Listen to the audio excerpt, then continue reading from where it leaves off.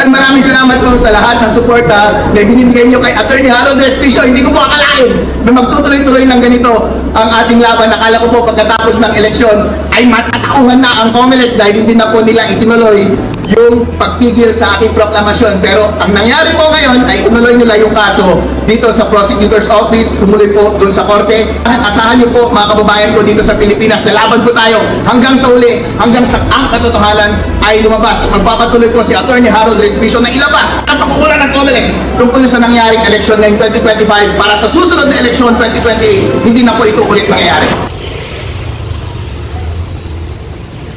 Ang mabigat na allegation niya is noong October, nag-courtesy call siya kay Chairman George Garcia sa kanyang office. At pagpasok niya dun sa office, sinabi lang niya na first time kong tumakbo ito bilang congressman, makaasa po ba ako na ipapatupad yung election laws ngayon ng maayos. At ang sinabi niya sa kanyang petisyon, mababasa niyo mamaya, ay tinanong ni Chairman George Garcia sa kanya kung ilan ba ang botante sa inyong lugar. Sabi niya 300,000 po. At ang sabi ni Chairman George Garcia ayon sa kanyang petisyon ni Attorney Pizaras ay kailangan mo ng 300 million pesos para manalo. So sa pandinig ni Attorney Pizaras nung narinig ngayon ay parang hinihingin siya ng 300 million pesos para maipanalo siya doon sa election noong election 2025. At malaki ang paniniwala niya na yun ang ginawang kalakaran ng COMELEC para maipanalo ang ilang mga kandidato noong nakaraang election. Eh, anong proof natin doon? Supporting evidence? Testimonya ni Attorney Pizaras. Walang recorded, audio? Legal pag-record. So, kaya kailangan sagutin kasi hindi mo kailangan palagpasin yung ganong statement. Kailangan sagutin ni Chairman George Garcia kung merong aligasyon na ganon. Dahil seryoso yung aligasyon na yun. Hindi yun chismis. Dahil pinanindigan iyon ng isang kandidato na totoong nangyari usapan nila at yun yung isasampan nilang kaso. May interview na tayo? Wala pa si Attorney Pizaras, siya yun. Anong particular na petition? Yung petition na yun, ang petition na yun ay among others, iniimbitahan ang NBI para mag-investigate sa dayaan na nangyari noong election 2025 kasi maraming circumstances ang nangyari. Una, merong implicit na panghingi ng bribery. Pangalawa, mali yung source code. Yun ba ang paraan para mandaya sila? Pangalawa, merong illegal na intermediary server. Isa rin ba yun sa paraan na pandaraya? At maraming breadcrumbs na iniwan yung COMELEC na irregularidad na maaring mag-indicate ng pandaraya. Lahat ng mga bagay na ito, hindi natin pwedeng basta-basta iwan na lamang at matapos na lamang doon. Kailangan nating dalhin sa Korte Suprema para masagot ng COMELEC dahil ang bola po ay nasa kanila. Lahat po ng ebidensya ngayon ay narito na sa harap nila. Ang natitira na lamang na statement ay ang statement ng COMELEC. Kaya kailangan niyang sagutin itong mga aligasyon na ito. Pero ikaw, may file ka na ikaw yung petition? May participation ako doon, madam. Ako ay isang witness doon sa case na yon dahil magte-testify ako tungkol sa maling version, 3.4 versus 3.5, at doon sa illegality ng paggamit ng intermediary server na dapat yung mga automated counting machines diretso sa servers, pero bakit sila gumamit ng servers doon sa gitna. So, ang mangyayari dito sa petition na ito ay yung participation ko ay para mag-attest doon sa IT shortcomings ng COMELEC. And kapag ita-tie up mo ito sa aligasyon ni Attorney Pizaras na merong indication or suggestion na nag-i-invite ng bribery na 300 million pesos, everything works out. Everything adds up. So, kailangan prayer niya na ma-disbar si Chairman. kasama ang prayer na ma-disbar, kasama ang investigation ng NBI doon sa software, sa transmission kasi illegal use of equipment, illegal use of software. Mali iyon, illegal iyon ayon dun sa Omnibus Election Code at illegal iyon sa lahat ng rules and laws ng COMELEC at pwedeng makulong si Chairman George Garcia kasi sila ang nagpagawa ng mga policy na iyon. Kasama na ang disbarment and kasama na rin siyempre doon sa kailangan niyang invalidate yung resulta ng election sa kanyang pagtakbo sa poder. Yung Jordan Pizaras. Pizaras sa tumakbo siyang Congressman saan? sa District 1 ng Bohol. Nanalo siya? Hindi po. That's Jordan Pizaras.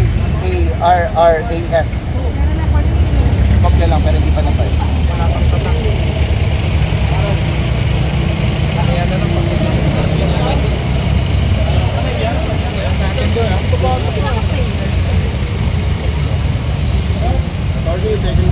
Ito yung allegations niya ng 300 million pesos.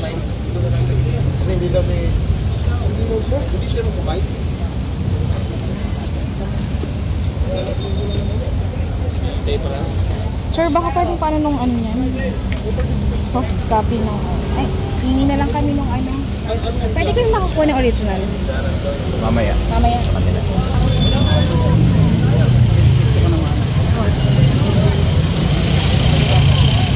Officials.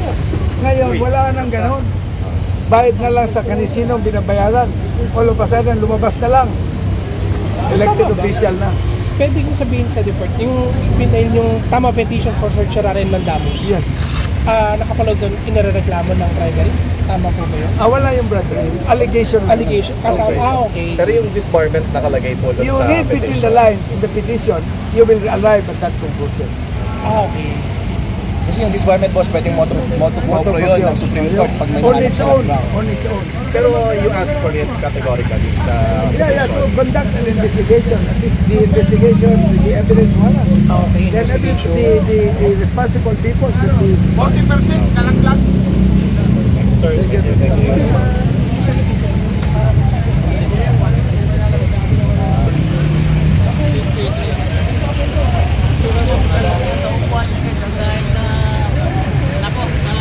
If you want in-depth interview, you can email my office. Kung anumang mga lumabas na ebidensya sa loob ng proceedings, pwede I-margo na ano eh. MR na na-observe. Number 1, yung maling paggamit ng software. Number 2, yung paggamit ng intermediary servers na labag sa batas. At yung number 3, yung allegation ni Atty. Tisaras na sinabi ni Chairman George Garcia sa kanya na kailangan mo ng 300 million pesos para manalo. Kung iintindihin mo po ito, suggestion po ba iyon ng lahat po ito ay nag-lead sa conclusion ng isang ordinaryong tao na merong modus operandi ang COMELEC sa pagsasagawa nila ng malawakang daya noong nakaraang eleksyon. Ito po ba yung ginamit nila sa kada kandidato na lumalapit sa kanila?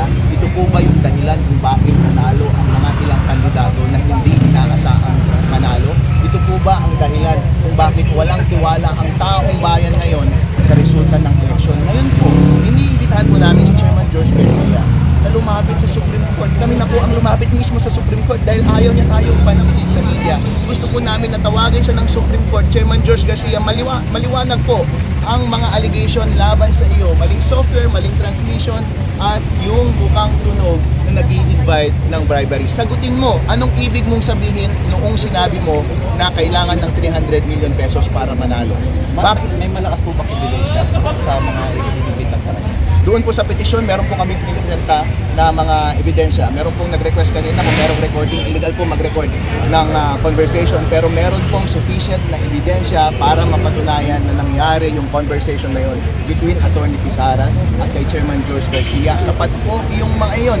Hindi po pwedeng itanggi iyon ni Chairman George Garcia. Ang kailangan niya pong gawin ay ipaliwanag niya kung ano ang ibig sabihin niya nung sinabi niya ang kailangan mo ng 300 million pesos para manalo. Kung ikaw, ordinaryong tao, anong ibig sabihin yun? Ang batas nagsasabi pag ikaw ay kandidato na may political party, you are allowed only 3 pesos per registered voter. Pag wala kang political party, 5 pesos per registered voter. So, pag meron akong political party, I'm allowed only to spend 900,000 pesos. So hindi mo po pwedeng sabihin na yung sinuggest niya na 300 million pesos ay dapat mong gastusin legitimately sa pangangampanya. So kung hindi yun yung 900,000 pesos na legitimately mo na pwedeng gastusin sa election process, ano yung para saan yung amount na iyon? Bakit kailangan kong maganda ng 300 million pesos para manalo? Salamat, Atty. Thank you. Attorney dipped into my petitions in spite of their relationship with the COMELEC. Isa, kapatid niya, at saka yung isa naman naging former COMELEC commissioner. So my trust and confidence in the bank of the court has already been blemished as well by their participation. Inakawan mo ko ng verified declarations with the time when I was sitting as PRO. So we still have the same probably sentiment or that we need transparency, accountability to the people. Kaya nga po, I went to the CA the other week and I spoke there hindi nga binigyan ng pagkakataon ang commissioner na na-appoint because was an apostle of the God. So we are here for the rule of law. I am very much happy that I have found a person in Iloilo po ako. Oy, unsa? Alright. Bisaya. I'm from southern Iloilo. Then declared me nuisance last, and then of the 117 nuisance candidate, I'm the last person standing in the Supreme Court. So I'm just awaiting for the resolution of the court of my two petitions, the certiorari and the PRO, but apparently maganda yung academic yung PRO tapos ng election. But it's more of upholding the rule of law. Thank you, attorney, and I believe in your cause. Sana sa inauguration mo maka-attend ako sa 2:30. Yes. Yes, 2:30. Kailan ang concert na ni Imelda Papi? What? Alright! You're going over there. Alright, punta tayo doon. If you're being Iloilo, I'll host you in Iloilo. Hoy! In my hometown in Iloilo. Damit gid! Iloilo! Manamit! This is Attorney Respicio and Dr. Montialto. We have the same cause to look for a transparent electoral processes and the enterprise so that our votes and our candidacies are safeguarded by our government. That's why nagkaroon po kami ng pagkakataon na magkakilala para may sulong namin yung paglinis ng ating election processes sa Pilipinas. Mabuhay po si Attorney Harold Respicio at congratulations, Attorney, sa inyong pagkapanalo. I know no one can put a good Attorney Respicio down. Oh my gosh! Well, I'm so pleased to meet you back. And sabi nga nila, lahat tayo may relasyon kay Chairman George Garcia, pero nasa maling relasyon tayo, kaaway. Very adversarial circumstance. Opo.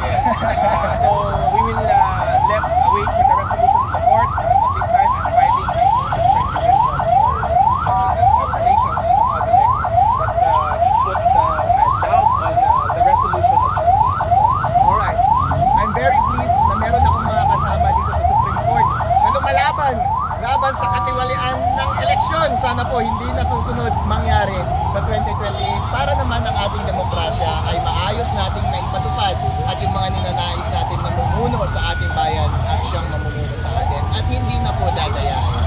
Mabuhay po si Attorney Harold Respicio. Mabuhay po ang inyong bayan na Cagayan. Mercedes, right? In Mercedes Isabela. Mercedes Isabela. Mabuhay po. Alright. Maraming salamat.